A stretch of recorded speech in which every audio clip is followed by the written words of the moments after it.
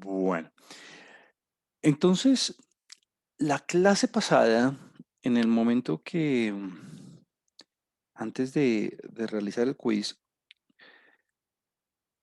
lo que hicimos fue hablar un poco sobre qué es un estimador y sobre los tipos de error, el muestral y el no muestral.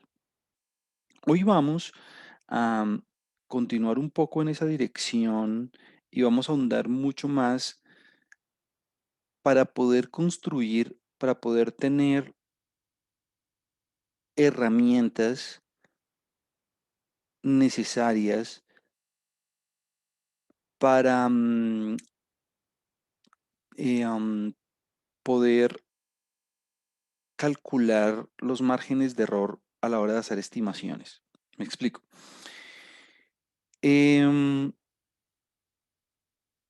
la clase pasada, permítame, hago aquí este diagrama y les doy contexto para que todos arranquemos en la misma página. La clase pasada dijimos, ok, trabajemos, por ejemplo, con el promedio de la población, es decir, nuestro parámetro de estudio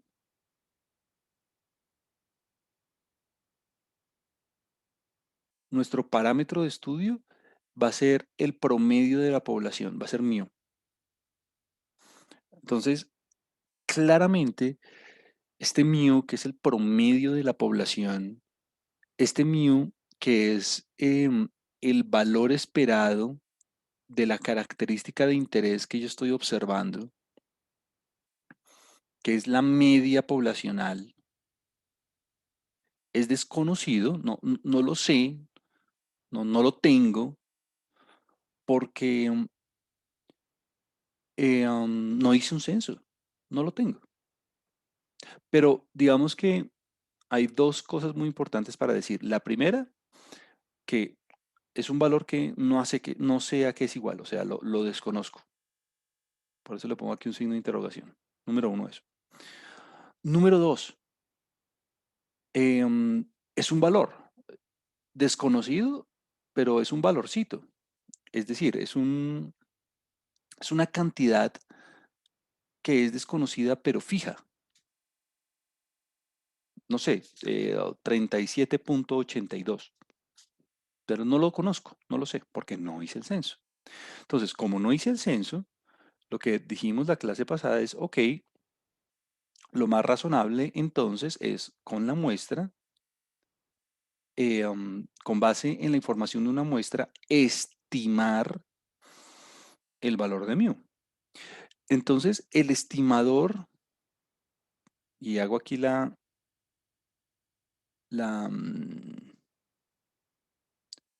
el énfasis nuevamente, el estimador, y mire el énfasis que hago en la terminación de la palabra, el estimador de mu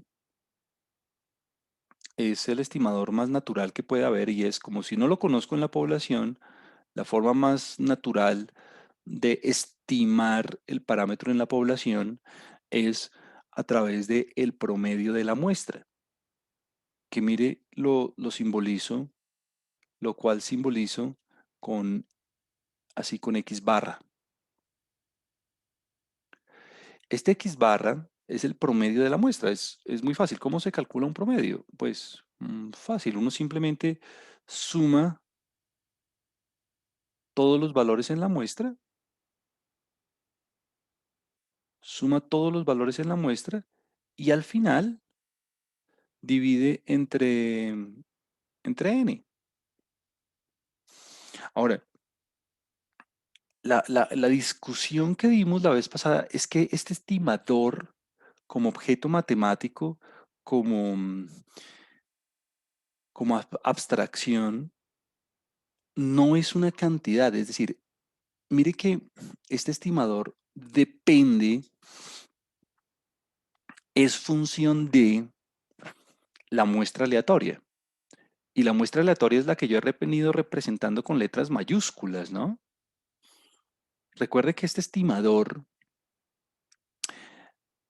es una variable, aquí se lo escribo, es una variable contiene todos los posibles valores que puede asumir el promedio, que puede asumir X barra, el promedio muestral, dependiendo de la muestra que a usted le salga. Por eso este X barra lo escribo así con mayúscula, porque es función de la muestra aleatoria. Y la muestra aleatoria, que las hemos venido representando así con letras mayúsculas, está constituido por variables. O sea, una muestra aleatoria, la definición formal es un conjunto de variables que representan lo que yo podría observar a la hora de tomar la muestra. Es decir, ese X1 mayúscula, ese X2 mayúscula, no son valorcitos, son variables que representan las posibilidades que yo tengo para esos individuos. Entonces, como el estimador es una función de una muestra aleatoria, pues eso es una variable, es decir, el estimador, una manera de entenderlo, una manera de representarlo, veíamos la vez pasada, es a través, si usted se lo quiere imaginar así, lo puede hacer, yo lo hago frecuentemente, es como una base de datos, es como un objeto que contiene dentro de sí todos los posibles valores que puede asumir el promedio. Entonces, aquí sería, digamos, lo voy a escribir aquí, X barra 1, minúscula, o sea, es un valorcito.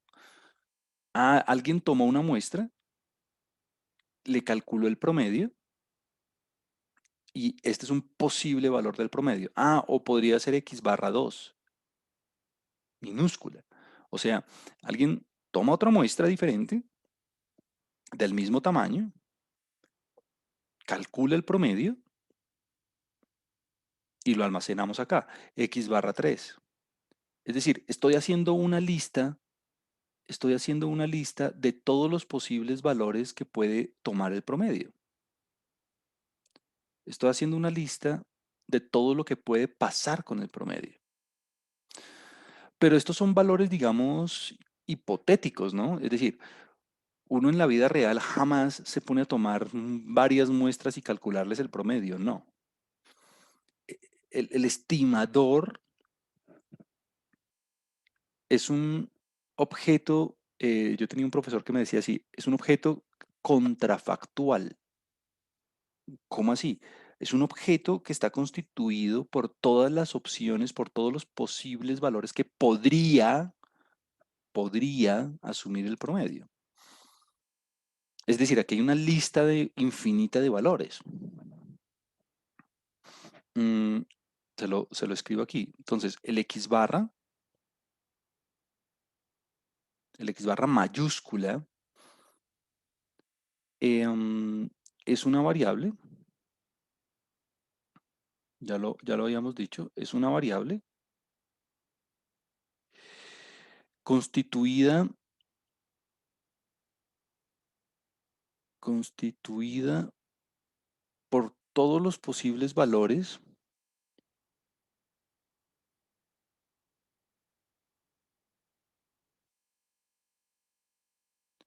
por todos los posibles valores eh, que puede asumir el promedio,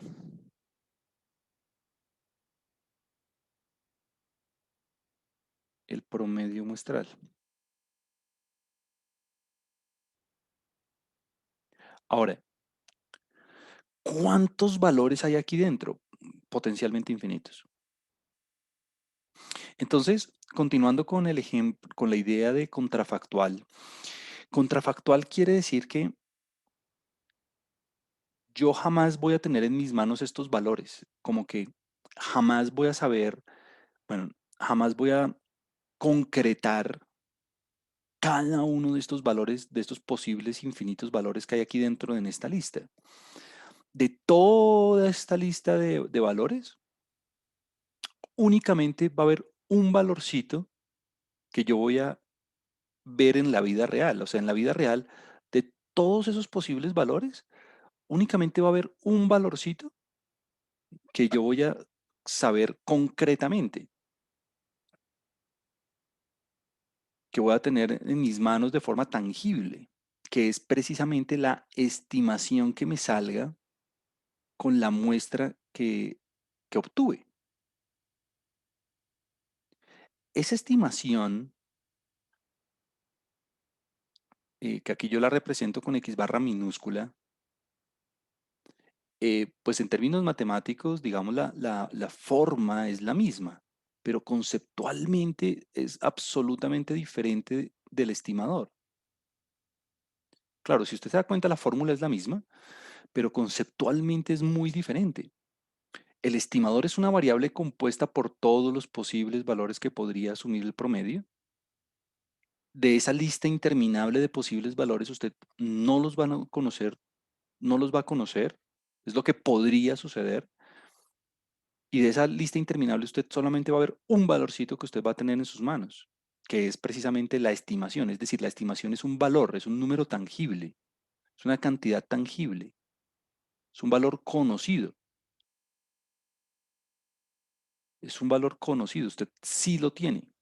¿Por qué? Porque es coger los datos y trabajar con los datos. Por eso es que aquí aparecen las letras en minúscula, porque estos ya son daticos conocidos. En el ejemplo que veíamos la clase pasada, en el ejemplo que veíamos la clase pasada, ese promedio nos daba 36.32. Es decir, yo ya iba a campo, observaba 50 individuos en términos de la temperatura y de esos 50 individuos, al tomarles la temperatura, me daba 36.32. O sea, esa es la estimación. Entonces, em, lo que yo les venía diciendo del objeto contrafactual es que aquí usted tiene todas las posibilidades. Entonces, este profesor me decía, y es un ejemplo, una analogía, digamos, buena, en el sentido que considere, yo en mi mente puedo considerar todos los posibles caminos, todas las posibles rutas que yo tengo para ir de mi casa a la nacional, a la universidad. Yo en mi mente puedo hacer una lista y de hecho potencialmente infinita, de todas las opciones, de todos los posibles caminos, de todas las posibles rutas que yo tengo para ir de mi casa a la nacional. Entonces, yo podría, no sé, salir aquí de la 26 e ir directo, salir de mi casa e ir directo a la 26 hasta la Nacional, o podría coger la 53, o podría coger un pedacito por la 26 y después un pedacito por unas cuadras ahí, por calles ahí secundarias en cuadras aledañas, o podría llegar por la 30 o por la 50, o bueno, hay literalmente infinitas posibilidades para cómo yo podría llegar a la Nacional. Esa lista interminable de posibilidades que yo tengo para poder llegar a la Nacional únicamente está en mi cabeza, únicamente son todas las posibles opciones que yo tengo para poder llegar a la Nacional. De todas esas posibles opciones, a la hora de ejecutar la acción, a la hora de ir a campo, en la vida real, solamente voy a ejecutar una opción, que es efectivamente la que recorro cuando voy de la casa a la Nacional. Esa es la gran diferencia entre un estimador y una estimación. En un estimador yo tengo todas las posibles opciones de lo que podría tener con el promedio, mientras que en la estimación ya es el valor concreto, la realización de de alguna de esas posibles opciones, de alguna. Lo mismo pasa con los caminos. Yo en mi mente, hipotéticamente, tengo todas las opciones que tengo para ir de mi casa a la Nacional, pero en la vida práctica únicamente voy a ejecutar una. No tiene sentido ir a la Nacional y devolverme y volver ahí, pues porque yo solamente tengo que ir y voy y llegué, punto. Una opción. Ok, estamos ahí. Ahí habíamos quedado. Entonces hoy vamos a construir sobre esta idea del estimador. ¿Por qué? Porque El estimador es una variable, mírala ahí, que tiene muchas opciones. Entonces, ese estimador como variable, alguien me puede decir, ese estimador como variable me puede decir, ah, pues si eso es una variable, yo le puedo calcular el valor esperado, yo puedo calcularle el promedio. Yo puedo calcularle el promedio a esa variable. Entonces aquí está. Lo vamos a escribir. El promedio se escribe así. El promedio, el valor esperado de la variable promedio muestral, y mire que lo escribo en mayúscula, y mire que lo escribo en mayúscula, es siempre es igual a mu.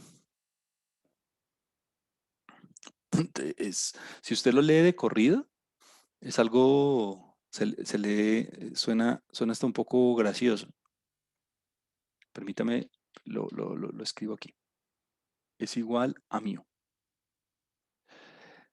El promedio, el valor esperado del promedio muestral, o sea, del estimador, siempre es el promedio poblacional. Entonces, si usted lo lee de corrido, sería el promedio del promedio es el promedio. El valor esperado, la media, en promedio, se espera que el promedio muestral, que el promedio de la muestra, sea el parámetro proporcional, el parámetro poblacional, sea mu. Entonces, eh, am, pues bueno, de hecho es primero es muy alentador. En promedio, todos estos valores están centrados alrededor de mu. Se espera que el valor del estimador sea mu. Pero entonces varias observaciones. Primero, ¿será que, pilas, esto es en promedio?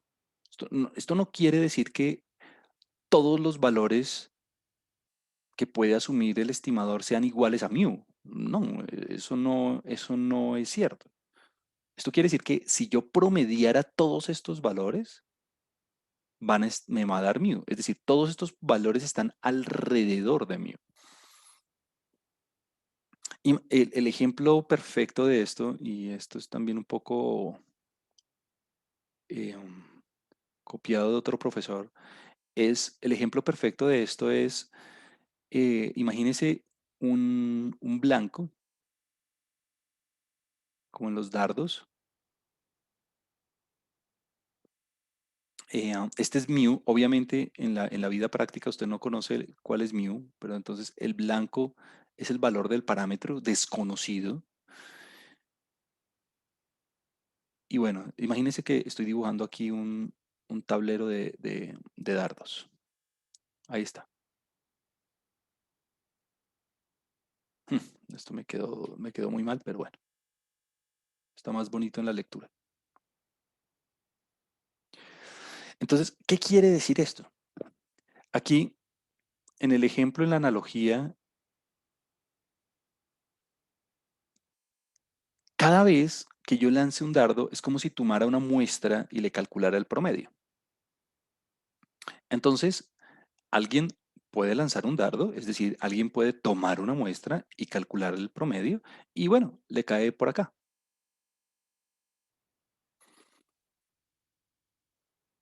Alguien puede tomar otro dardo, es decir, alguien puede tomar otra muestra, calcular el promedio y me cae por aquí. Bueno, y así sucesivamente. A una persona le cae por acá, a otra persona más cerquita, a otra persona un poco más lejos, a otra persona por aquí, a otra persona también muy cerquita. Bueno, como que cada lanzamiento de un dardo representa una muestra a la que yo le calculo el promedio. De pronto, alguna muestra me da muy cerquita al blanco. Entonces, ¿qué quiere decir que el valor esperado del promedio muestral sea el promedio poblacional? Eso quiere decir que en promedio, cada vez que se tome una muestra y se le calcule el promedio, me va a quedar todo alrededor de mu. El blanco, en este caso, es mío. Eso no quiere decir que todos me van a dar en el blanco, no. Pues ¿por qué? Porque al calcular el promedio de una muestra, no todos me van a dar igual a mí. Pero eso quiere decir que todos van a estar alrededor de mí, alrededor de mí. Entonces, en términos técnicos, eso recibe una palabra, eso recibe un nombre muy, muy especial. Entonces, se dice que, ah, se lo voy a escribir aquí de una vez matemáticamente.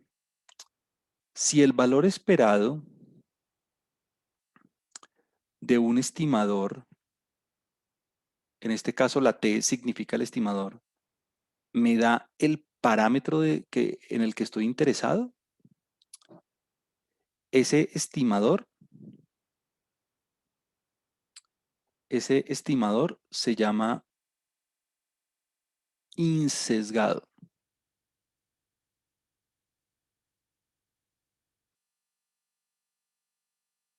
Entonces aquí este T es el estimador y este teta es el parámetro.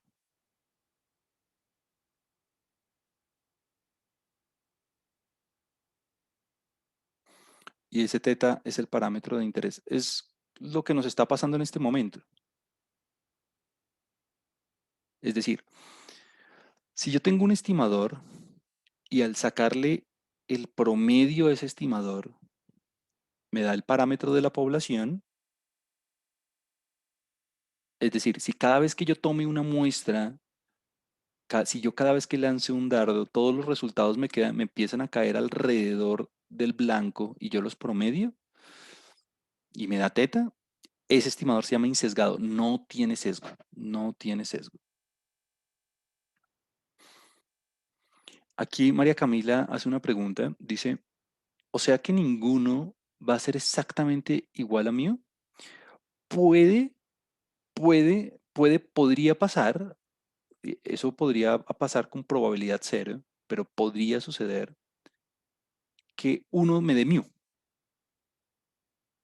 Pero entonces hay dos comentarios. Primero, la probabilidad de que me dé exactamente mu es cero, pero podría suceder, pero podría suceder. Ahora, eh, um, el otro comentario es, jamás lo voy a saber, ¿no? Jamás voy a saber si le di al blanco. ¿Por qué? Porque no tengo el censo. Jamás voy a saber si el dardo que yo lancé le dio a mu. ¿Por qué? Porque yo mu lo desconozco. No sé cuánto da mu. Es una buena observación, de hecho. Es una buena pregunta, María Camila. Eh, um, y el otro comentario supremamente fundamental, supremamente importante es, en la vida práctica, yo solo tengo un dardo, ¿no? En la vida real, cuando yo estoy haciendo un estudio, una investigación, cuando yo estoy interesado en estimar algo de la población, yo solo tengo un dardo. No vaya a pensar que yo voy a tomar una muestra y otra y otra y otra no, pues porque para eso tomo una muestra grande de una y ya. Simplemente hay un solo dardo que uno lanza. Punto. Todos estos son dardos hipotéticos. Todos estos son dardos. ¿Qué pasaría si? Pero en últimas, en la vida real, yo solamente voy a tener un solo dardito. Pero entonces alguien me puede decir a mí, Juan Camilo, pero variante gracia. Usted me dice, en promedio, el estimador es igual a mío. O sea, en promedio los dardos van a estar alrededor del blanco. Pero valiente gracia porque, número uno, mu, usted no sabe cuál es. O sea, usted nunca jamás va a saber si le dio al blanco o no. Y número dos, eso a mí, ¿cómo me, si yo no conozco mu, ¿cómo hago yo para cuantificar si estoy cerca o lejos? Entonces la respuesta vamos a empezar a construir para responder esa pregunta y es, ¿cómo? La estimación es fácil, es decir, digamos aquí, yo tengo unos datos, mire, yo aquí cogí una población de la cual extraje una muestra aleatoria de individuos y les calculé el promedio y me dio 36,32. O sea, ya lo estimé, ya lancé el dardo. Lancé el dardo y me dio 36,32. Listo. Se estima que en la población voy a tener una temperatura de 36,32. Ahora, ¿cómo hago para cuantificar la incertidumbre relacionada con esta estimación? ¿Cómo hago para saber si estoy cerca o lejos del, del blanco si ni siquiera conozco el blanco? Entonces, en esa dirección vamos. Ahora, antes de empezar a construir sobre esa pregunta, hay otro ejemplito que que usted conoce que ya es insesgado. Por ejemplo, este. em, si usted toma, lo voy a escribir, otro ejemplo.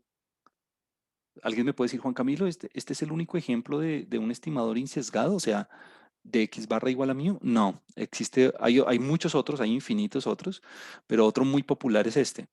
Recuerde ese cuadrado, ¿no? Mire que lo escribo en mayúscula. Ese ese cuadrado, el cual lo podemos definir como 1/n-1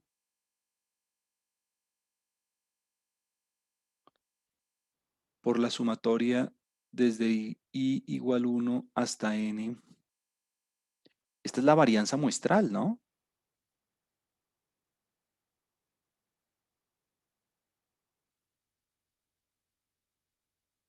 Esta es la varianza muestral. ¿Cómo se calculaba la varianza muestral?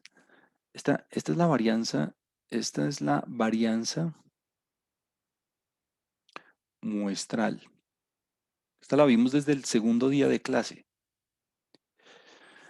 Esta varianza muestral, recuerde que el propósito era calcular la dispersión de los datos respecto al promedio. Entonces, cada variable, yo cogía cada observación. Mire que aquí la escribo en mayúscula porque estoy trabajando con la muestra aleatoria. Yo cogía cada observación, le restaba el promedio, luego elevaba al cuadrado esas distancias porque quería cuantificar qué tan lejos o qué tan cerca estaban del promedio y al final dividía entre n-1. Al final dividía entre n-1.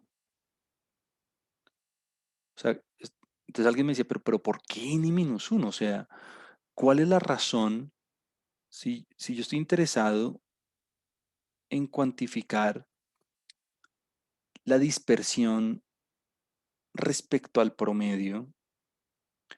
Claro, alguien me decía, yo entiendo por qué las distancias al cuadrado, pues para que la suma no siempre me dé cero, y al final yo quería promediar esas distancias al cuadrado. Entonces, lo más natural es dividir entre n.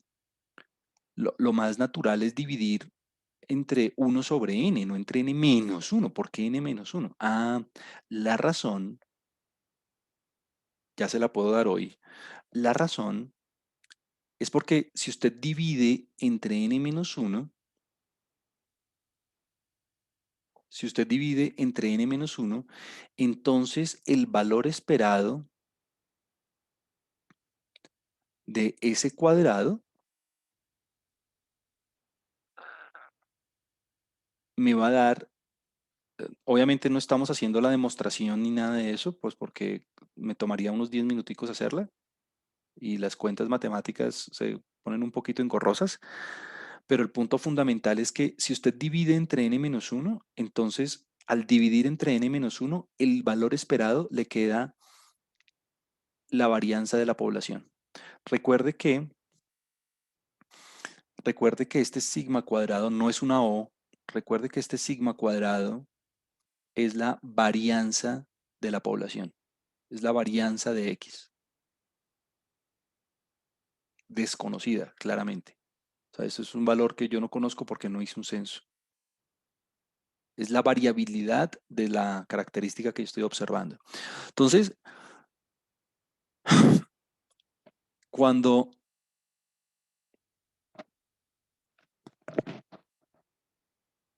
yo divido entre n-1, estoy garantizando que al lanzar los dardos, es decir, cada vez que tome una muestra y le calcule la varianza a la muestra, al dividir entre n-1, estoy garantizando que los lanzamientos de los dardos me queden alrededor de la varianza de la población. Por eso es que me toca entre n-1.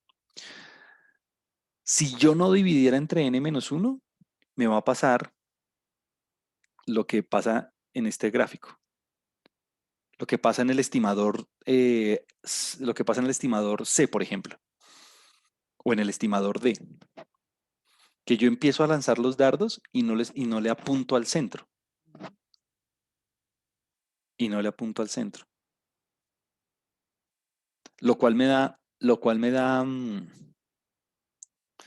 me da pie para hablar de un par de cosas. La primera es, mire este estimador B. Este estimador B y el estimador A. Bueno, el estimador A está un poquito sesgado, porque si usted se da cuenta, los dardos, el centro de los lanzamientos de los dardos no es exactamente el punto amarillo, pero bueno, es más o menos el punto amarillo. En cambio, en el estimador B, uff, aquí sí, ¿no? Aquí sí, en el estimador B, el centro es el punto amarillo, pero además de eso, hay, mire el C y el D. El estimador C es un estimador que el centro claramente no es el punto amarillo, lo mismo que en el D. En el D, el centro no es el punto amarillo. Pero usted sí se da cuenta que hay como una característica muy especial que los diferencia. Hay una diferencia muy importante entre el A y el B y entre el C y el D, ¿no? Enfoquémonos en el A y en el B por un segundo. Bueno, ambos casos el centro es el punto amarillo, más o menos. Pero en el estimador A, los dardos están más dispersos, están menos concentrados que en el B. En el A los lanzamientos son más precisos. Es decir, permítame, le hago aquí el dibujito para que yo pueda, para poder hacer mi punto. Y es, aquí tengo, voy a ponerle aquí otro estimador.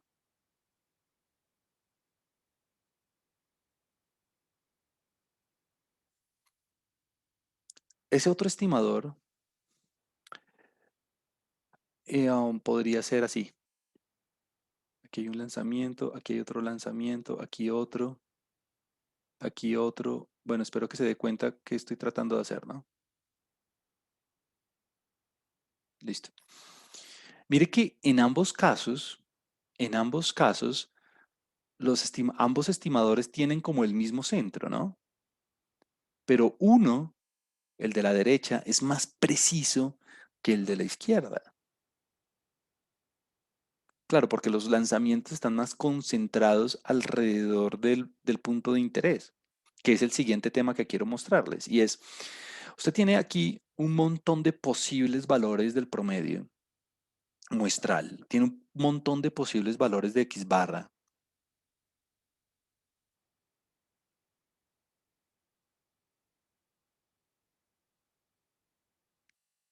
Entonces usted me puede decir, bueno, ya demostramos, o bueno, ya sabemos que el centro de todos esos lanzamientos es mu. Pero ¿qué tan variables son esos lanzamientos? ¿Qué tan variables son esos lanzamientos? Ese es el siguiente punto. La varianza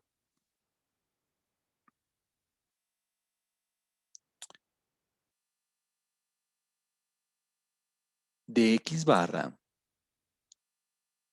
la varianza de X barra, la variabilidad de todos estos valorcitos, la variabilidad de los lanzamientos, el grado de concentración alrededor del blanco, no voy a hacer la demostración, pero si hiciera la demostración, eso me daría igual a sigma cuadrado sobre n.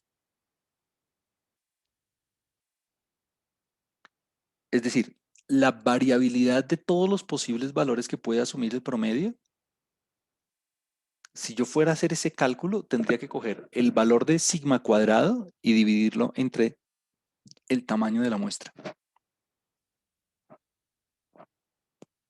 Entre el tamaño de la muestra. Y entonces aquí hay varias observaciones para hacer. Aquí hay varias observaciones para hacer. La primera es,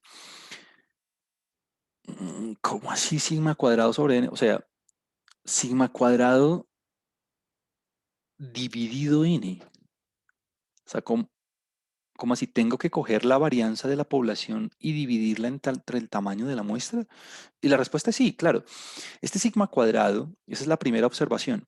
La variabilidad de todos estos lanzamientos, de todos estos posibles valores, depende de la varianza de la población.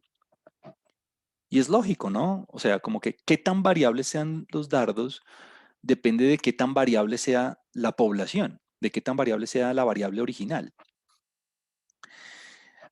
Y la variabilidad total depende, es la segunda observación, del tamaño de la muestra. Hmm. Entonces, mire aquí, piense aquí por un segundo analíticamente y es, ¿qué pasa si el tamaño de la muestra crece? ¿Qué pasaría si en lugar de 10 individuos usted tuviera 100? O si en lugar de 100 individuos usted tuviera 1000. Los lanzamientos, los dardos se vuelven más o menos concentrados alrededor del blanco o permanecen igual. Usted tiene 1000 individuos, o sea, tiene más información, tiene más datos. Ya en lugar de 10 daticos, en lugar de 10 temperaturas, tiene 1000. Entonces, eso quiere decir que un estimador basado en un tamaño de muestra de 1000 va a tener más o menos información, va a tener más o menos incertidumbre. Es decir, los lanzamientos de ese estimador serán más o menos concentrados. Entonces, la respuesta es, claro, correcto, más concentrados. Como el tamaño de la muestra está dividiendo, claro, el sigma cuadrado yo lo desconozco, pero sin importar que sea el sigma cuadrado, como el tamaño de la muestra está dividiendo, si yo divido por un número más grande, si en lugar de 10 divido por 1.000.000, si en lugar de 10 divido por un tamaño de muestra de 100.000 o lo que sea, quiere decir que el valorcito se hace más pequeño, el resultado se hace más pequeño. Cuando yo divido entre un número más grande, el resultado se hace más pequeño, lo que quiere decir que hay menos variabilidad, lo que quiere decir que los lanzamientos son menos variables. O sea, hay menos incertidumbre en los lanzamientos. O sea, este es un ejemplo, esto sería un ejemplo de un tamaño de muestra, no sé, de 10, y esto sería un ejemplo de un tamaño de muestra de 100. Se hacen menos variables, hay menos incertidumbre.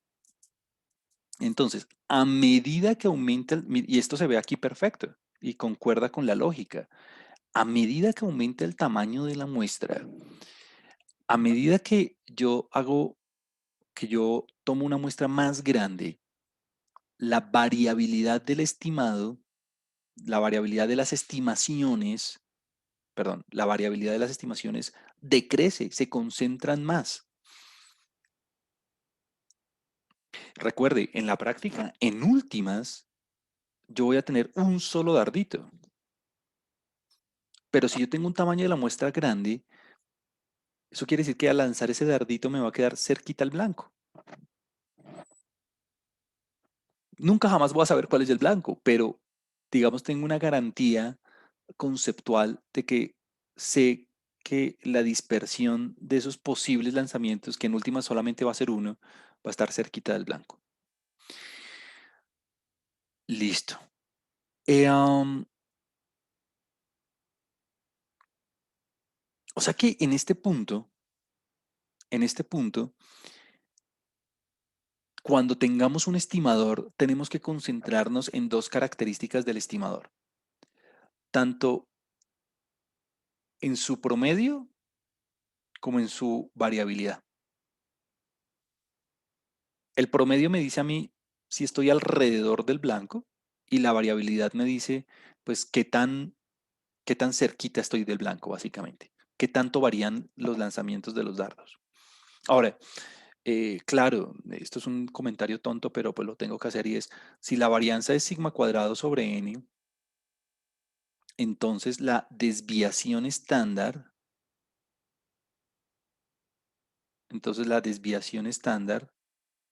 de eso sería igual a raíz de sigma cuadrado sobre n, ¿no? Raíz de sigma cuadrado sobre n, que es igual a, bueno, ¿cuánto es la raíz de sigma cuadrado? Ah, bueno, sigma. ¿Y cuánto es la raíz de n? Pues bueno, raíz de n, lo que le dé. Es decir, si usted tiene la varianza, tiene la desviación estándar. Si tiene la desviación estándar, tiene la varianza. Una es la raíz de la otra. A esta segunda cantidad recibe un nombre muy técnico que se llama así, error estándar. Cuando yo le hable del error estándar, el error estándar es la raíz cuadrada, la desviación estándar de la variabilidad del estimador. ¿Por qué? Porque es chévere trabajar en términos de errores estándar, porque recuerde que la varianza tiene unidades cuadráticas, ¿no? Mientras que el error estándar tiene unidades lineales, o sea, como las mismas unidades de la variable original. Si es peso, pues kilogramos; si es temperatura, pues grados centígrados; si es ingresos, pues pesos, o bueno, lo que sea. Listo. Eh, um, entonces ya estábamos en un punto donde casi que lo tenemos todo para poder ir en búsqueda de cómo calcular los márgenes de error. Pero bueno, antes de ir en ese sentido, quiero, digamos, resumir y concretar lo que hemos dicho, y es lo que le venía diciendo. Cuando yo tengo un estimador, usted tiene dos características fundamentales. La primera es alrededor de quién están concentrados, y la segunda, la variabilidad de esa concentración, o sea, la variabilidad de dónde se concentran. Entonces, en ese sentido, pues en el grafiquito de los dardos, pues aquí usted tiene muchos ejemplos, tiene 4 ejemplos. Por ejemplo, el B y D son dos estimadores que son muy precisos. Se da cuenta que la variabilidad es muy chiquita en ambos casos. B y D son estimadores muy poco variables, pero claramente B es insesgado, mientras que claramente D es sesgado. ¿Por qué? Porque D no está apuntando al blanco, ¿no? O sea, B es tanto exacto como preciso, mientras que D es muy preciso, pero poco exacto. El estimador A, digamos que está alrededor del blanco más o menos. Sí, es un estimador insesgado. Digamos que aquí todos los lanzamientos están alrededor del blanco. Es exacto, pero es muy poco preciso. O sea, aquí el tamaño de la muestra es muy chiquitico en el estimador A. Este estimador A está más o menos concentrado alrededor del amarillo. Pues mire que ahí los darditos están ahí alrededor del amarillo, pero es muy poco preciso, es muy disperso. Y el estimador C es el peor de los mundos. El estimador C es un estimador con muy poca precisión y muy poca exactitud. Entonces, digamos que el punto ideal sería el estimador B, tanto exacto como preciso, tanto insesgado como poco variable. Entonces ya tenemos una manera, digamos, de cuantificar un poco de cuantificar un poco la variabilidad de nuestras estimaciones. ¿Por qué? Porque miren nuestro ejemplo, el ejemplo con el que veníamos trabajando desde la semana pasada, y es, yo tengo una población de personas a las cuales les tomo la temperatura, tengo 50 datos, listo. Con esos 50 datos, yo estimé que el promedio de la población era 36.32 y también estimé que la varianza de la población era 0.01. Entonces, varios comentarios. El primero, recuerde que los estimados se simbolizan con un gorrito, ¿no? Se estima que. Número dos, ya estos son estimaciones, o sea, esto ya es el dardo que lancé. ¡Pum! Lancé el dardo para la media y me dio 36.32. ¡Pum! Lancé el dardo para la varianza y me dio 0.01. Y ambos de estos dos estimados, los estimadores asociados con estas estimaciones, son insesgados, los dos. ¿Cómo así insesgados, Juan Camilo? Claro, mire, el valor esperado de X barra es mío y el valor esperado de S cuadrado es sigma cuadrado. O sea, tengo dos estimadores que le apuntan al centro. Entonces, aquí ya lancé mis dardos, 36.32, 0.01. Pero fíjese, ya hice el lanzamiento, pero yo no tengo ni idea si estoy cerca o no o del blanco. Espero estar cerca, porque número uno, el tamaño de la muestra es más o menos grande. Ya ahorita vamos a tener una discusión de qué es grande y qué es pequeño. Y número dos, tengo estimadores insesgados. Listo. Ahora, concentrémonos por un segundo únicamente en mu, 36.32. Alguien me puede decir, bueno, este 36.32 corresponde a un caso como el del estimador B o corresponde a un caso como el del estimador A.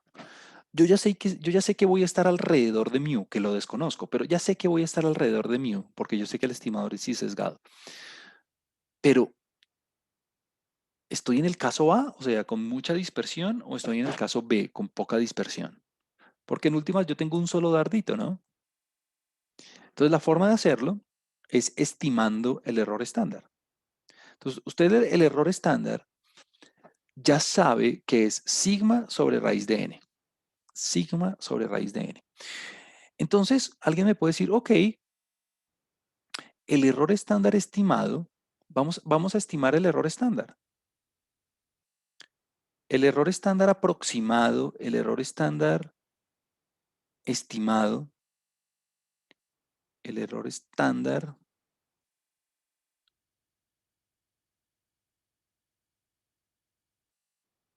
el error estándar estimado va a ser, mire cómo se simboliza. Usted escribe, bueno, la desviación estándar de la X barra, así como teníamos antes, pero como es un estimado, yo le pongo aquí un gorrito, vea, aquí va un gorrito. Ah, pero Juan Camilo, ¿cómo así error estándar estimado? Claro, el sigma usted no lo tiene. ¿La n la tiene? Ah, bueno, la n sí la tengo, pero el sigma no lo tengo. Entonces, ¿qué me toca hacer? Lo que me toca es, bueno, me toca sacarle la raíz cuadrada a s cuadrado sobre n. Y mire, esta s es una s minúscula. Esa es la s que me da de la muestra. Es la desviación estándar de la muestra. O sea, esto me daría s, la raíz cuadrada, la desviación estándar muestral, pero ya estimada, ya calculada. sobre raíz de n. Es decir, ya aquí ambas cosas las tengo. Tanto el tamaño de la muestra como la S las tengo calculadas, son numeritos. Ah, ¿cómo así? Pues fácil. Mire, en el ejemplo, yo sabía la desviación estándar de la muestra. Me daba, perdón, la varianza de la muestra me daba 0.01 y el tamaño de la muestra es 50. Entonces, en el ejemplo, el S cuadrado es 0.01 y la N es 50. Entonces, claro, alguien me decía en otra clase, pero Juan Camilo, ahí yo tengo que poner sigma, no tengo que poner S. Yo le digo, sí, usted tiene razón, yo tendría que poner la desviación estándar de la población, pero no la tengo. Entonces, lo único que puedo hacer, lo máximo que puedo hacer es reemplazar ese sigma por S, por el valor ya calculado,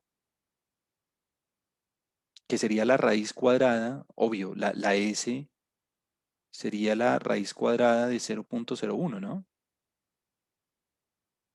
Bueno, entonces en este ejemplo, con estos datos, me da que el error estándar me da 0.00213, 0.00213. O sea, ¿será que estoy entonces en cuál caso? ¿En el caso B o en el caso A? ¿Tengo mucha precisión o tengo poca precisión? ¿Tengo poca variabilidad o tengo mucha variabilidad? Pues bueno, me dio 0.00213, 0.00213. Eso es bien chiquito. Eso es un número chiquito. Entonces tengo un caso poco variable. O sea, estoy en un caso como en el B. O sea, la variabilidad del estimador, la variabilidad estimada del estimador es bien pequeña. O sea, la incertidumbre relacionada con mi estimación es bien pequeña. O sea que estoy feliz, ¿no? Estoy contento porque sé que estoy en el caso B. Porque mire que el dardo que yo lance, porque solo voy a poder lanzar un dardo, que en este caso me dio 36 me dio 36.32. Sé que ese 36.32, tengo certeza de que ese 36.32 va a estar alrededor del blanco, muy pegadito al blanco, que jamás voy a conocer, pero voy a estar muy pegadito al blanco. Entonces, esa es una manera de empezar a cuantificar la incertidumbre relacionada con mi estimación. Listo. Bueno, ahora vamos voy a cerrar la clase, voy a gastar estos últimos minutos con uno de los teoremas más importantes en estadística, como el teorema. Mejor dicho, con esto es que, con este teorema es que uno de estadístico tiene trabajo, y es el teorema del límite central. Este es el teorema por ¿cómo se dice? Este es el teorema por defecto más importante en estadística, diría yo. Uno de los más importantes. Y le explico, es un fenómeno, este teorema lo descubrió el hombre ya hace bastante tiempo, yo voy a decir que unos 300 años.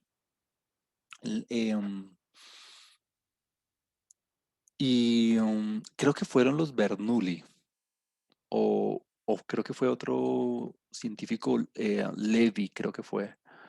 Pero bueno, eh, um, y lo que dice es tan poderoso y como que cuando yo lo vi la primera vez yo dije, no puedo creerlo. O sea, es algo un poco, lo pone a pensar a uno un poco sobre el mundo, sobre el universo, y es, si usted tiene una muestra aleatoria, si usted tiene una muestra aleatoria donde usted desconoce la media y desconoce la varianza, desconoce tanto mu y desconoce tanto la varianza de la población, Entonces, usted tiene una muestra aleatoria. Recuerde que la muestra aleatoria son las X mayúsculas, ¿no? Son todas sus posibilidades de lo que usted podría observar en la muestra de una población cualquiera. La población la escribo así como F, F mayúscula. Recuerde el I y D, ¿no? Independientes, o sea, lo que yo vaya a observar en un individuo no afecta, influye, está relacionado con lo que vaya a observar en otro individuo e idénticamente distribuidas, o sea, todas provienen de la misma población, todas vienen del mismo mundo, todas vienen de la misma población. Eso es una muestra aleatoria, independientes, idénticamente distribuidas. Variables que provienen todas de la misma población, cuyo proceso de observación no influye el ninguno con el otro. Bueno, y usted desconoce la media de la población y usted desconoce la varianza de la población. Listo. Entonces, lo que dice el teorema del límite central es que si n es grande, ya ahorita, por eso lo pongo entre comillas, ya ahorita decimos que es grande. Si el tamaño de la muestra es grande,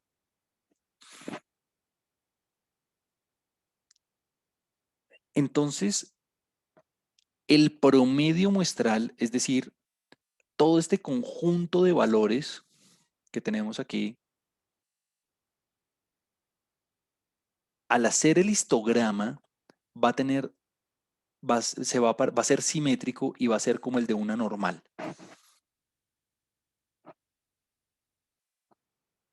Yo cuando vi eso la primera vez dije, y siempre, o sea, no importa si n es grande, no importa qué población sea, no importa qué característica tenga, no importa si lo hace hace 100 años, si lo hace hoy, lo hace dentro de 100 años, no importa en qué lugar del universo usted esté, el promedio, todos estos valores, al graficarlos, siempre van a tener un comportamiento normal, siempre y cuando n sea grande.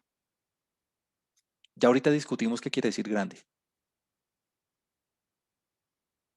Ahora, lo del mu, bueno, recuerde que lo que está por dentro de los paréntesis para usted no es una sorpresa. ¿Por qué? Porque pues usted ya sabe que el promedio del promedio es mu y la varianza del promedio es sigma cuadrado sobre n. Usted ya sabe que los lanzamientos de los dardos están centrados alrededor de mu y la variabilidad depende de n, es sigma cuadrado sobre n. O sea, para usted esto no es una sorpresa. Lo de los paréntesis no es una sorpresa. Lo que es tremendamente poderoso es lo de la normal. Es decir, mire que aquí yo tengo infinitos valores, ¿no? Si yo graficara, si yo graficara todos esos valores, la curva me va a quedar así.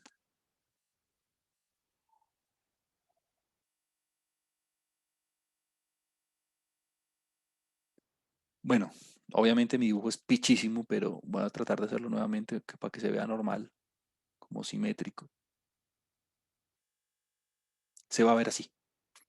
Siempre y cuando, o sea, este sería el comportamiento del X barra. Siempre y cuando siempre y cuando el tamaño, en términos, digamos, matemáticos, se escribe así, n tiende a infinito, pero n tiende a infinito quiere decir que el tamaño muestra es grande, obvio. Si lo pongo entre comillas porque alguien me dice, pero una muestra no puede ser infinita. Claro que no puede ser infinita. Entonces, digamos que n grande, eso se escribe así, n grande. ¿Qué quiere decir grande? Bueno, ahorita vamos a decir qué quiere decir grande. Ah, o sea que si yo graficara todos estos posibles valores, la curva me daría como una normal donde el punto más alto, es mu. Ahora, no olvide, ¿no? Nosotros ya sabemos que el valor esperado de mu, perdón, el valor esperado de X barra es mu. O sea, eso, y ya sabemos que la varianza es sigma cuadrado sobre n, o sea, como que como que eso no es nuevo. Lo nuevo es que si el n es grande, entonces el centro es mío.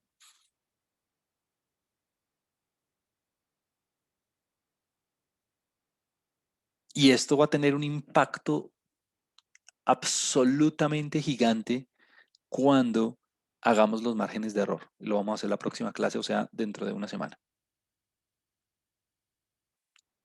Después les digo cómo. Pero miremos, entendamos por un segundo el teorema. Y es, yo jugué, yo jugué a ser Dios para explicarles un poco esto. Me explico. Yo en R, en el computador, yo puedo ser Dios. Yo, digamos que eso ha sido una de las cosas más bonitas de trabajar con computador en los últimos años, y es que podemos jugar a hacer simulaciones del mundo real. Entonces, yo, Dios en R, en el computador, yo dije, ok, voy a crear, hágase esta población que estoy dibujando aquí en gris. Esa población en gris es una población sesgada, es una población que tiene infinitos valores. Piense en la variable que usted quiera. Pensemos, no sé, en una variable que sea típicamente sesgada. Pueden ser unos ingresos donde la mayoría de los ingresos estén entre 0 y 4 millones, muy poquitas personas con ingresos entre 8 y 10 millones. Y esa es la población gris. O piense en la característica que usted quiera, la que más le interese. Esa es la población gris. Yo creé esa población. Y como yo creé esa población, como yo soy Dios en el computador, entonces yo dije, yo quiero que esa población tenga promedio poblacional 3. O sea, mu es esta línea roja que usted está aquí. O sea, yo creé la población de forma que el promedio fuera 3. Yo creé la población de forma que yo, al calcular el promedio de la población, o sea, de esa curva gris, me diera 3, así como está en la línea roja vertical. Juan Camilo, ¿por qué 3? Porque sí, si hubiera querido 5, 5, si hubiera querido 0, 0, si hubiera querido... Juan Camilo, ¿por qué eligió esa población así sesgada? Porque sí, también, hubiera podido ser una población más simétrica, hubiera podido ser una población uniforme, o sea, la población, la población puede ser como usted quiera. Fíjese que la población podría, no sé, la población podría ser simétrica, la población podría ser sesgada, así como lo tengo en el ejemplo. La población podría ser sesgada en el otro sentido. La población podría ser bimodal. La población podría ser uniforme. La población podría ser decreciente. Bueno, la- las poblaciones pueden ser de infinitas formas. O sea, imagínese las formas que usted quiera. Lo que dice el teorema del límite central es que sin importar cómo sea la población, trimodal, bimodal, sesgada, simétrica, sin importar cuáles sean los individuos, sin importar cuál sea la característica, temperaturas, pesos, ingresos, lo que sea. Si usted graficara todos los posibles promedios, le van a dar normales siempre y cuando el tamaño de muestra sea grande.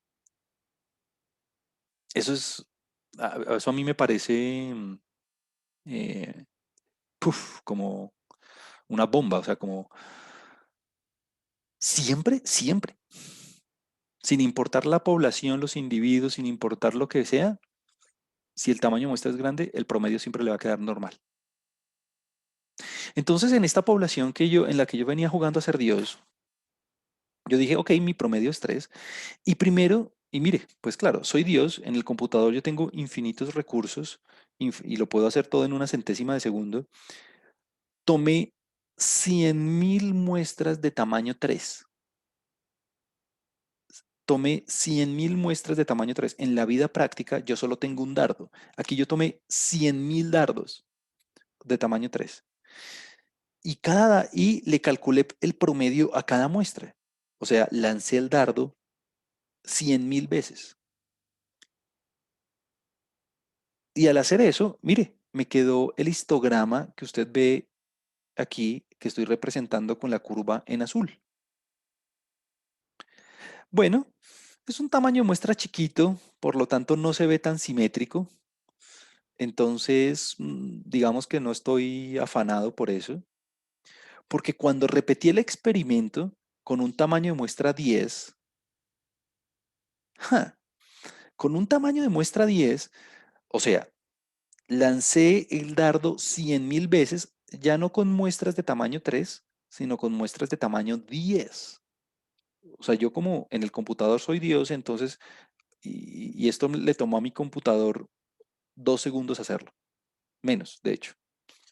Calcular 100.000 veces el promedio para muestras de tamaño 10 me tomó menos de un segundo o menos de 2 segundos. Hice el histograma, hice la curva. Ah, uy, mire que ahora sí ya se empieza a ver como simétrica, ¿no? Ya se empieza a ver como normal. Y alrededor de mu. Ah, pero eso ya lo sabíamos. ¿Por qué? Porque yo ya sabía que al lanzar los lanzamientos de los dardos estaban concentrados alrededor del blanco. Entonces, la curva está alrededor de mu. La curva está alrededor del blanco, de lo rojo, que es 3. Mire que la población se mantiene intacta. La población gris se mantiene igual y tiquitica. Lo que cambia es la distribución de los promedios. Eso se llama la distribución muestral, la distribución de los promedios. Ah, y ahora lo hice con un tamaño muestra 20. Uf, aquí ya con 20 ya se nota que la curva es aproximadamente normal. Y m- mire que está mucho más apuntada, está mucho más concentrada alrededor de mío. ¿Y eso es lógico? Ah, pues obviamente es lógico. ¿Por qué? Porque, ¿qué decíamos del tamaño de la muestra? A medida que aumente el tamaño de la muestra, voy a tener más información, voy a tener menos incertidumbre. Entonces, los dardos quedan más concentrados alrededor de mío, quedan más concentrados alrededor del blanco. Claro, mírelo. Lancé 100.000 dardos y mire que ahora la curva está mucho más concentrada alrededor de mío. Repetí el mismo experimento con 40. Ah, no, con 40 ya el fenómeno es absolutamente claro. Mire que la curva es bastante simétrica, o sea, es normal. Mire que eh, los dardos, o sea, los promedios están muy concentrados alrededor del valor rojo. ¿Por qué? Porque el tamaño de muestra creció. Entonces, ese es el teorema del límite central. El teorema del límite central le dice a usted, sin importar cuál sea la población, el promedio siempre le va a quedar normal. Obvio, y esto que va a decir va a sonar chistoso, pero es así. En un caso de verdad, en la vida real, en la vida real, la curva gris se conoce. No, la población no la conozco. Pues si tuviera el censo, si tuviera la curva gris, si tuviera el censo, pues no habría nada que hacer. Entonces, en la vida real, la curva gris no se conoce. En la vida real, ¿el valor rojo se conoce? O sea, ¿el promedio poblacional se conoce? No, porque no hice el censo, entonces no tengo la población, entonces, suerte, no tengo el valor rojo. En la vida real, ¿cuántos dardos se lanzaron? Uno. O sea que en la vida real no tampoco tengo la curva azul. En la vida real, lo único que voy a tener es un dardito, o sea, un puntico, digamos, que esperaría yo me quede cerquita de mí, ¿no? Solamente voy a tener un puntico, un lanzamiento, un dardo. Y con ese único lanzamiento, tengo que estimar mío, tengo que estimar el error estándar, o, bueno, con los datos que producen ese datico, tengo que estimar el error estándar y calcular el margen de error. Con ese único dardo, con esa única muestra, tengo que estimar todo, mejor dicho. Tanto el mu como el error estándar, como el margen de error, pero pues bueno, vamos de a pedacitos. Ya aprendimos cómo estimar mu, ya aprendimos cómo estimar el error estándar. Todavía el margen de error no lo hemos dicho. Ese es el teorema del límite central. Ahora, ¿qué quiere decir n grande? N grande para muchos, en muchos textos, para no hacer la vida complicada, dicen que con n mayor o igual que 30 es una buena señal. O sea, con n mayor o igual que 30, usted está en el lugar correcto para decir que n es mayor que grande. Pero la verdad, todo depende de la población, todo depende del caso. Si usted se da cuenta, por ejemplo, con 20, mire que la curva ya era casi que normal. Entonces, para estar absolutamente seguro, digamos que 30 es una buena opción.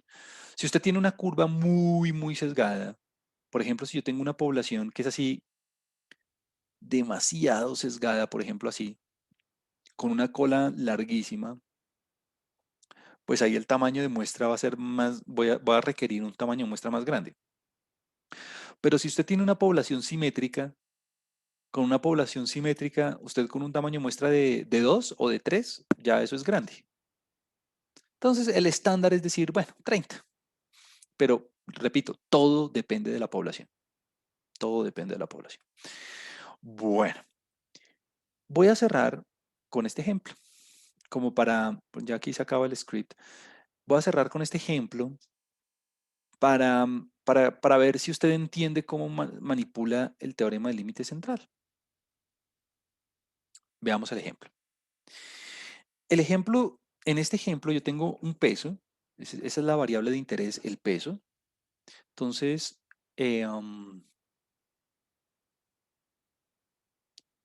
permítame aquí, yo escribo eso. Entonces, mi variable de estudio, mi variable de interés, mi variable de estudio es el peso. Peso de unos individuos en kilogramos. Entonces tengo una ciudad y los habitantes de esa ciudad, estoy registrando el peso. Pero sabemos, tenemos certeza, puede ser por medio de un censo o por medio de una investigación anterior, censal, que la media es 80 kilogramos con una desviación estándar de 4.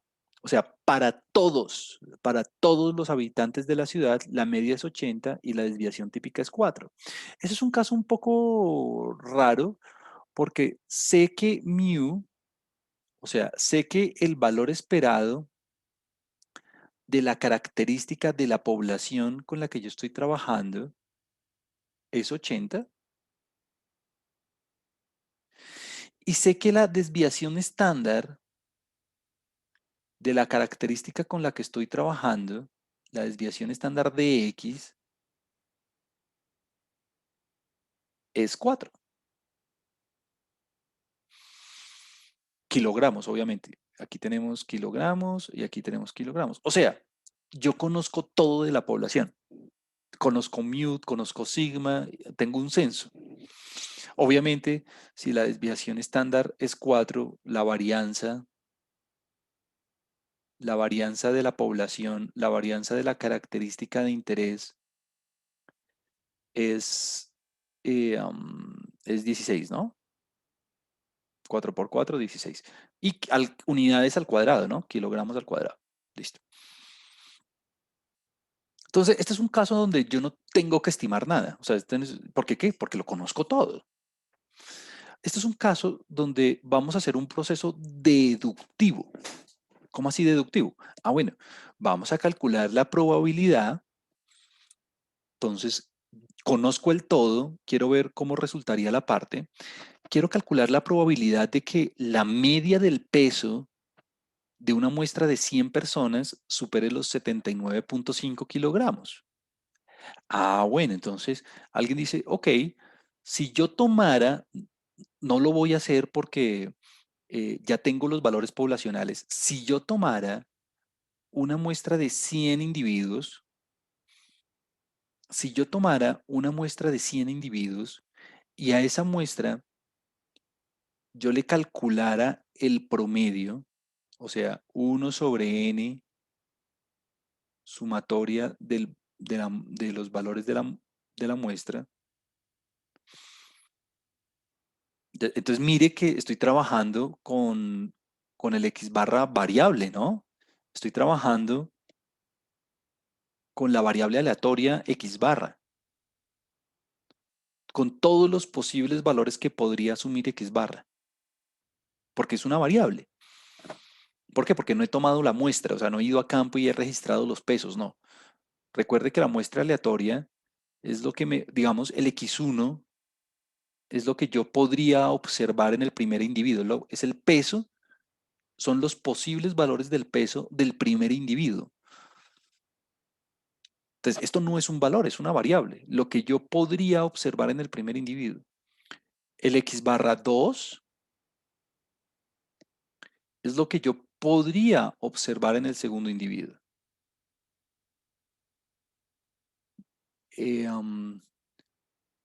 Es lo que yo podría observar en el segundo individuo. Bueno, y así sucesivamente, ¿no?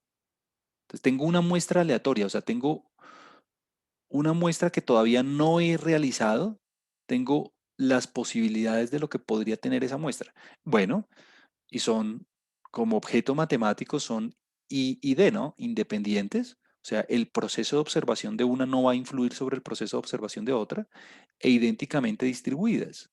O sea, todas provienen de la misma ciudad, todas provienen de la misma población, que la voy a representar así con la letra F. Y esta letra F, pues ni idea, o sea, yo no sé si la población es normal, yo no sé si es sesgada, yo no sé si, o sea, esta letra F, yo no sé si la población sea simétrica, muy seguramente simétrica porque los pesos en las poblaciones son simétricos. Muy seguramente, yo no sé si sea, no sé si sea bimodal, yo no sé si sea sesgada. Bueno, la F no tengo ni idea cómo es. Solamente sé que tiene media 80 y desviación estándar 4. Entonces lo que me preguntan es, ¿qué pasaría si usted tomara una muestra? Ah, perdón, borré, borré las poblaciones. ¿Qué pasaría? Bueno, permítame, se las vuelvo a dibujar para dejar ahí el registro de que dije de que la población es desconocida y que usted puede tener varias formas de la población. Bueno, ¿qué pasaría? La pregunta es, ¿qué pasaría si al tomar esa muestra yo calculo X barra? ¿Cuál es la probabilidad de que ese X barra me resulte mayor que 79,5? Esa es la pregunta. ¿Cuál es la probabilidad de que el X barra me resulte mayor que 79,5? Mire que yo no, o sea, mi punto es, yo no tengo que tomar datos, no, porque precisamente yo ya sé cuál es el comportamiento de X barra. Yo ya sé por el teorema del límite central, por el teorema del límite central, por el TLC, yo sé que X barra va a tener un comportamiento normal. ¿Por qué? Ah, pues porque yo sé que el tamaño de muestra es 100. O sea, es un tamaño de muestra grande. Es decir, si yo hiciera el dibujo de esto, yo sé que el X barra me va a quedar así, normal. Donde punto más alto, ¿quién va a ser el punto más alto? El punto más alto va a ser 80. Juan Camilo, ¿cómo sabe que el punto más alto es 80? Pues fácil, porque yo sé que el valor esperado de X barra es mu. ¿Y cuánto vale mu? Pues mu vale 80. ¿Y qué tan variable es esa curva? Es decir, ¿qué tan apuntada es esa curva? Pues yo sé que la variabilidad de esa curva, la varianza de X barra, yo sé que es sigma cuadrado sobre n. O sea, en este caso, 16 sobre 100. Bueno, si usted quiere, el error estándar, o sea, la desviación estándar, el error estándar de X barra, pues es la raíz, ¿no? Pues obvio, si, mm, si una cosa le da 16 sobre 100, al sacarle la raíz, pues le da 4 sobre 10, ¿no? Listo. Entonces, lo que le están diciendo a ustedes, ok, ubíquese en el 79.5 y calcule la probabilidad de que el resultado le dé mayor. O sea, usted necesita el área que hay hacia adelante. Usted necesita la integral de 79.5 hacia infinito de esa curva, del área bajo esa curva. O sea, calcular, usted necesita calcular qué hay en adelante, cuál es el área en adelante de 79.5. O bueno, si usted quiere también, lo que podría hacer es calcular el área que hay hacia atrás, ¿sí o no? Usted también podría calcular el área que hay hacia atrás de 79.5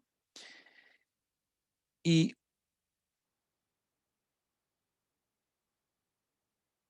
si usted tiene, por ejemplo, si lo que hay atrás es el 20%, pues lo que hay adelante es el 80. Si lo que hay atrás es el 30, lo que hay adelante es el 70. Entonces, si usted tiene lo uno, tiene lo otro, mejor dicho. ¿Cómo se hace eso? Bueno, pues esto ya es un ejercicio de la normal muy fácil, ¿no? Es un ejercicio muy fácil porque pues yo tengo la media de esa normal, tengo la varianza de esa normal, tengo la desviación estándar de esa normal, hacer esto en R es muy fácil, ¿no?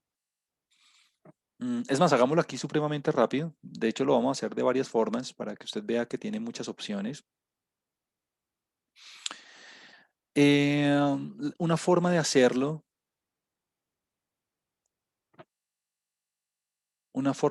es, pues bueno, lo que vimos hace un par de semanas de cómo calcular las cosas con la normal. Permítame, le doy un poquito de suma a esto. Un poquito más. Ahí está. Bueno. Entonces voy a calcular esta área en naranja. O sea, el área hacia atrás. ¿Cómo sería? Bueno, recuerde que la instrucción para calcular la integral, para calcular el área bajo la curva de la normal en R es con p-norm, ¿no? P-norm. El área de la normal. Bueno. ¿Dónde? Perdón. P-norm. ¿Dónde se tiene que ubicar? Bueno, me ubico en 79.5. Perfecto. Y quiero, ¿cuál es la media? La media de X barra es mu, o sea, 80. ¿Cuál es la desviación estándar?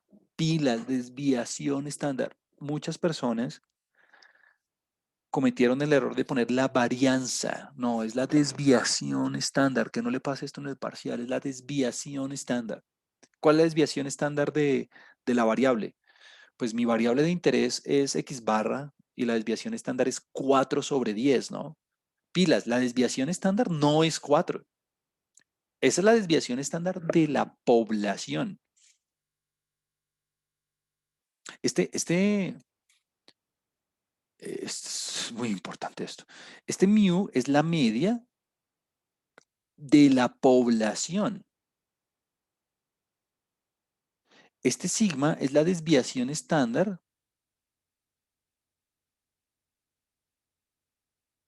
de la población.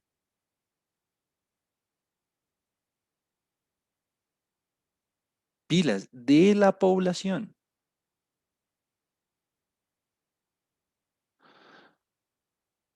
Ah, este mu es la media. Ah, bueno, sí, claro, es la media, pero no es la media de la población, es la media del promedio muestral de X barra. Es la media de X barra. Este 16 sobre 100 es la varianza de X barra de la variable promedio. Y esta desviación estándar, el error estándar, ese 4 sobre 10 es la desviación estándar de X barra. O sea que si yo estoy calculando esta área que está ahí aquí en naranja, pues yo tengo que ponerle ahí la desviación estándar de X barra, o sea, 4 sobre 10, sobre la raíz del tamaño de la muestra. Y bueno, eso me da 10.5%. O sea, esto me dio, muy fácil, 10.5%. Bueno, aproximadamente, ¿no? O sea que lo de adelante, pues ya lo sé. Lo de adelante, ¿qué va a ser? Lo de adelante va a ser 89.5. Vamos a verlo aquí en el computador, vamos a ver si lo hice bien o no. Entonces, una forma de hacerlo fácil es, pues hay muchas formas. Una forma es decir, bueno, a 100%, a 100%, quítele lo que le dio, o sea, mire, 89. Otra manera sería, esta instrucción tiene una instrucción chévere que se llama lower tail. Este lower tail, si usted le pone false, hace referencia a la cola superior. Si usted le pone true, que es el valor por defecto, le hace referencia al 10.5. Entonces, mire, si yo pongo true, me sale lo que ya tenía, 10.5. Si yo le pongo false, mire, me da lo de adelante, 89.5. Es otra manera de hacerlo. Otra forma de hacerlo. Ah, estandarizando. Yo lo haría estandarizando, la verdad. Estandarizar, recuerde, es el proceso en el que usted resta el promedio y divide por la desviación estándar. Yo lo haría estandarizando, la verdad se ha dicho. ¿Cómo así estandarizando, Juan? Ah, pues fácil.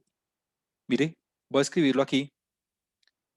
P-norm de... Ah, bueno, voy a estandarizar. Entonces cojo el valor que me interesa, 79.5, resto el valor esperado, o sea, 80, y divido por la desviación estándar, o sea, 4 sobre 10. Listo. Y ya, no tengo que hacer nada más. ¿Por qué? Porque cuando yo estandarizo, la media es 0 y la desviación estándar es 1, que son los valores por defecto. Entonces, se acabó. Mire. Y se acabó porque lo puse mal. Es aquí no es 40, es 10. Y se acabó. Mire, 10.5. Ah, que para hallarlo de adelante, ¿cómo hubiera hecho Juan Camilo? Ah, pues fácil. Cojo 1 menos eso, 89.5. Es más, ni siquiera lo tiene que hacer en el computador, lo puede hacer en la cabeza. Ah, o si usted quiere, puede hacer el truquito del lower tail igual a false, por ejemplo. Y mire, le da el 89. Es lo mismo. Igual aquí en el script está, ¿no? O sea, aquí están las instrucciones por si usted las quiere revisar después ahí. Entonces interpretemos un poquito el valor. Mire, yo no tuve que ir a campo para deducir